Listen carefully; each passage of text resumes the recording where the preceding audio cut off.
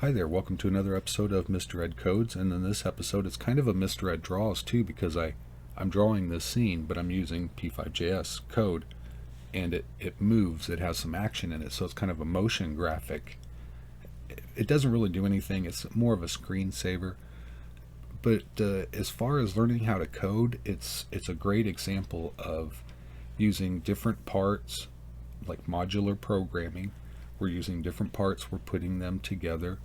We have one object, the meteor here, and it's passing its conditions onto an array of smaller particles that inherit those conditions, and then alters them slightly so that we have this response of the sparks coming off of the end of this larger object, and then over time, as it creates sparks, the larger object gets smaller as if it's losing mass.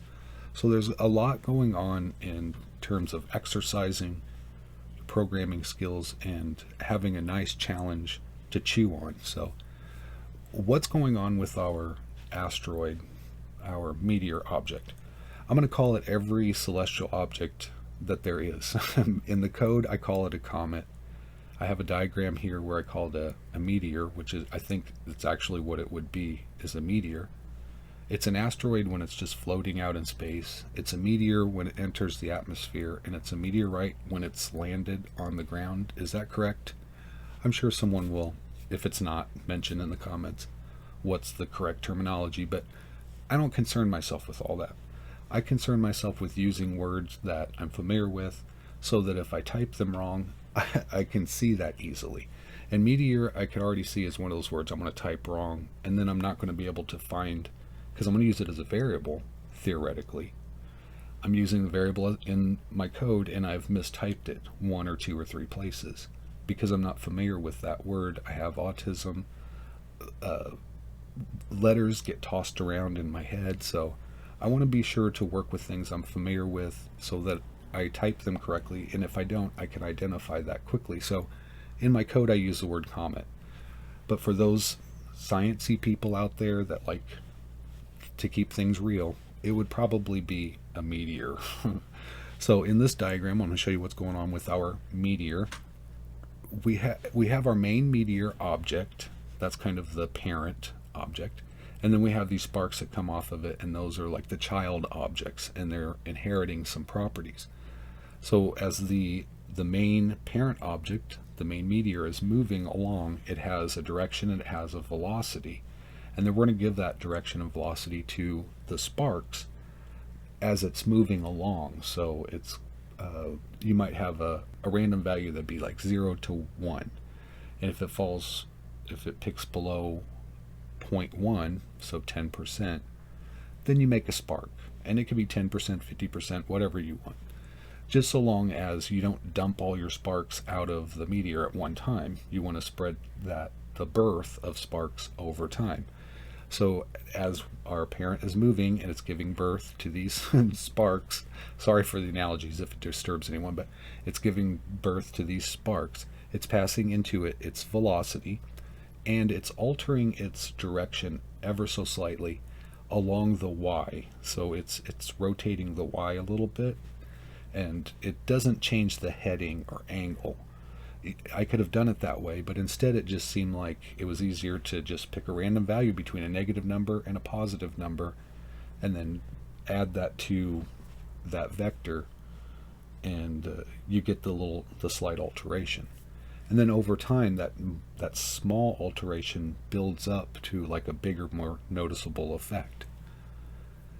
What's also happening is they have a lifespan, so I don't want these sparks to last forever. I want them to burn out over time. So there's like a burn rate that's random, so that they don't all burn at the same rate. So they have a different lifespan, so to speak. The lifespan is a finite value between like 0 and 255. I chose that because I could tie the lifespan to how the object is displayed in terms of its color. So I can go from a yellow to a red over time and display its lifespan. And then when it gets down, or when its lifespan is at 255, it just goes away. And the speed that it goes from 0 to 255, that's the burn rate. So that we get this variety of some sparks close to the parent might disappear quickly, and then some way off to the end away from the parent might take a while to fade out. So that's kind of how I'm working this in my brain. What I need to do, what variables I need. I need position, velocity, I need a radius, a lifespan, a burn rate. So I'm parsing out what I need to make this happen. And making a diagram helps. I drew it on a piece of paper, but for you guys I wanted to make it look nice, so I made this graphic here to kind of show you what's happening. We've got the main one. When its position is inherited, the spark is right at that center point. And if we add any little bit of velocity or subtract velocity, that's going to show up when we drop it down too. So some of the sparks may end up ahead of the comet, like they get shot out in front of the comet. But over time we're decrementing that velocity. So when it's born, it's 100% velocity. The next frame, it's going to be like 99% of that velocity. The next frame will be 99% of that. So over time, it's just getting less and less velocity. So it's moving more slowly. And you can see that in the example here. Let's check out the scene. You can see the sparks slow down over time so that they kind of spread out. So I'm going to go through this code with you. The original code, let me go here. This is all of it together. This is everything together, all annotated. I put my notes in there so I know what I'm doing, so I don't get lost in the middle of it. But when I type this out, I'm going to show you guys the various stages. So the first thing that I did was make this background with the stars, and then the moon. And the next thing I did was the mountains. And then once I got all of that done and looking nice and working well, I don't have to worry about any errors in that. So then I go on to the harder thing, which is the asteroid or the meteor or the comet or whatever you call it, this thing that's exploding and burning up in the atmosphere. Alright, so I guess the best way to do this is to just start it, and I'm going to go through the code. I'm going to type it out fast and then try to explain as I'm typing it out what's going on. So if you're following along, my recommendation is to just wait until some code is typed out. You might wait a little extra second to make sure that I don't jump back up and change something real quick. If I don't, pause the video, type out that code, double check it, and then play and work that way. It seems to be the best because otherwise this video is just going to be forever long. So let's start that now.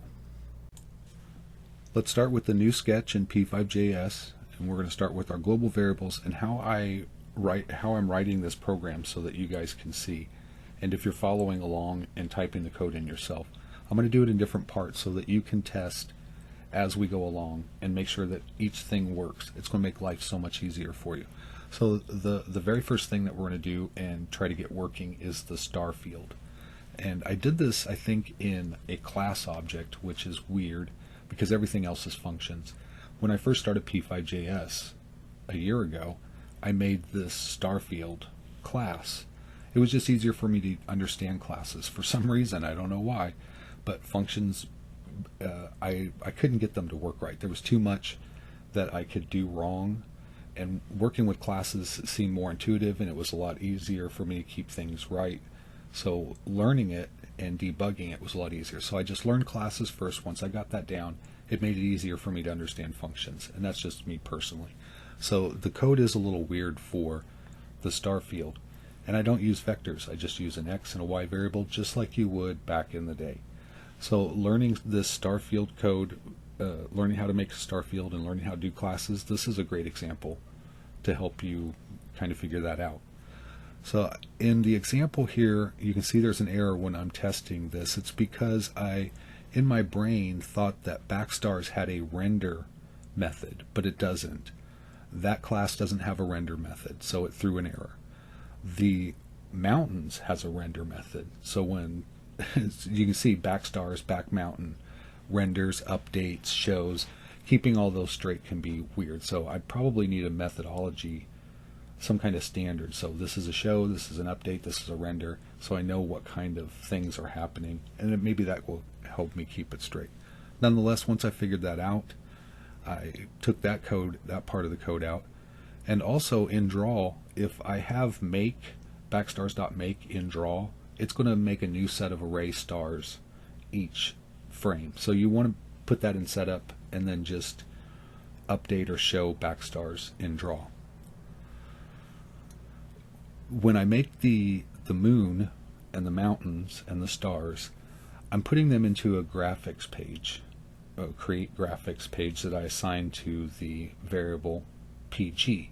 And I'm going to use the dot syntax with PG to tell all of the graphics attributes that they need to go into the graphics page. So whichever graphics attribute I'm using to go into the graphics page, I want to tell it by putting that variable name and dot in front of those. So you can see that there. The variable pg.push, pg.noStroke, pg.fill, pg.ellipse. Every time you see a pg dot something, that's going into the graphics page. It's not going into our regular canvas. And then in order to see those, whatever we've done with that, we have to display it using the image method. So we use the image keyword. In the parameters, we put PG because that's the object that's holding all of these graphics, and then the coordinates that we want to draw that to. So you can see how a graphics page is really helpful in all kinds of ways. This is probably one of the simplest implementations of it, where you're just using it as a background that stays static. It doesn't get erased. And then the canvas can be erased so that we get the sparks going across. I don't have to redraw those stars all the time. I just have to draw that graphics page. It saves a lot of speed there. So we got the mountains. There's 2 layers of mountains there. So when you get in the code and you're wondering what's going on, there's an extra loop or something. It's because it's creating 2 passes. It's creating one mountain range, offsetting it a little bit, and creating it again so that we get this highlight. And then the moon is randomly positioned along a fixed horizontal or a fixed vertical position. So sometimes it can dip partway below the mountains is the idea. I wanted to keep it kind of low in the frame. The comet creature, this comet thing, when I first made it, I had it start at the center of the screen and go in any direction, and then it could shoot sparks out. That turned out to be problematic because I ended up having to multiply and add vectors and do some weird things that I wasn't familiar with, and I couldn't fix it. So I just decided, let's start even simpler than that.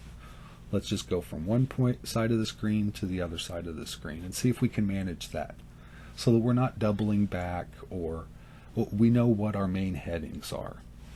Our main heading is from left to right.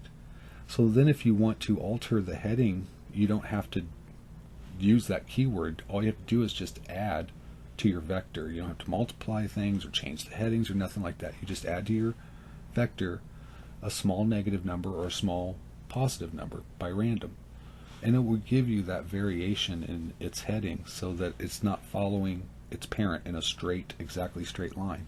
It's going to go off that line a little bit and into the ditch, which is what we want. We want those sparks to spread out a little bit over time. So I think in here, maybe in here, there were a few things that I didn't type correctly, and it's mainly because the stuff was running off of the edge of the screen and I had to scroll over, and the way that the sketch window, the way that you type into it, was not helping in that process. So I ended up splitting a line and then adding a parenthesis where it didn't belong. It had to go at the end of the line instead of where I put it. I'm not even sure why I put it there in the first place, because I should have noticed it, but I didn't. So it ended up going all the way through to the end of this program, and when I ran it, the comet just didn't look right. I was like, well, that's weird. So now I have to go through and check out and see what did I do wrong. So I'm going through my notes. Basically, it's the code with notes, so I know that this does whatever and that does whatever. And then when I see a problem that's not working right, I can be, well, that's that has to do with the sparks. So then I go to the sparks function, which is the mini fireballs here, and start looking at it. And it's related to the velocity. I think it tells you that in the error. So once I got down here, you can kind of see there's the error right there. That parenthesis needs to go at the end of the line and not at the end of this. I've basically quantified something that I don't want to, and then I'm multiplying that quantity, and it's wrong. I'm not even sure what value it creates or how it makes it wrong, but it definitely makes it wrong enough that it threw this error. So once I got through there, and I was like, it has to be in this part here, and it most likely is, because look at it, it's insane. I've got this long random thing on the end, and it's added to this, and so there you go. I think what happened was I closed that vector keyword, and then I'm trying to add to the end to it, and you can't do that, is what the program was looking at. So I got that fixed there. Just take that parenthesis and add it to the end so that the y coordinate of that vector contains that plus random part. So if you're typing in the code and you're wondering why it's not working, that's it right there. And then at the very end, I don't know if you noticed there, I added where you could click the screen and it would go full screen. So I added that just so you can make a screensaver out of it, but it's optional. You don't need to have that on there if you don't want it. So here it is. You can see when the scene is first created, for that 1 second, it runs through the randomizer. So if I wanted it to just go through once, I'd limit it to the millisecond, because a second is kind of long. You can have 60 frames in a second. So that's why it flicks back and forth for a little bit when it's creating the moon's new position. And the x coordinates get for the wave, so there's an x offset and a y offset, and those pretty much describe how this wave is shaped. The mountains are shaped. And did I fix that here? Yeah, you got a totally new, no, this is a different clip. I thought for a second it worked miraculously. No, right now it uses the same offset variables, so every time it makes a new mountain range, if it's using those same offset variables, it'll be the same mountain range. So you have to move those along or randomize them somehow in order to get a completely different mountain range each time the scene resets. And I have it set to the top of the minute it resets, and I think every 15 seconds a comet breaks across the screen. I have this footage sped up just so you can see what that looks like, a little bit faster animation there. My computer is kind of slow. It's probably running at like 15 frames with my screen capture software running, so this is probably closer to what it would look like. It wouldn't be as frequent though, but it would move about that fast on a higher end machine and even some phones if you run the mobile. So I hope you learned something from this. If it wasn't in depth enough, if you want me to slow it down, let me know and I'll go through each line with you. But I figured at this stage, if you're following along with me, you know enough about these things that you can type in the code and pretty much work it out on your own. But if you can't, let me know in the comments and I'll go through it for you. It'd be my pleasure, actually.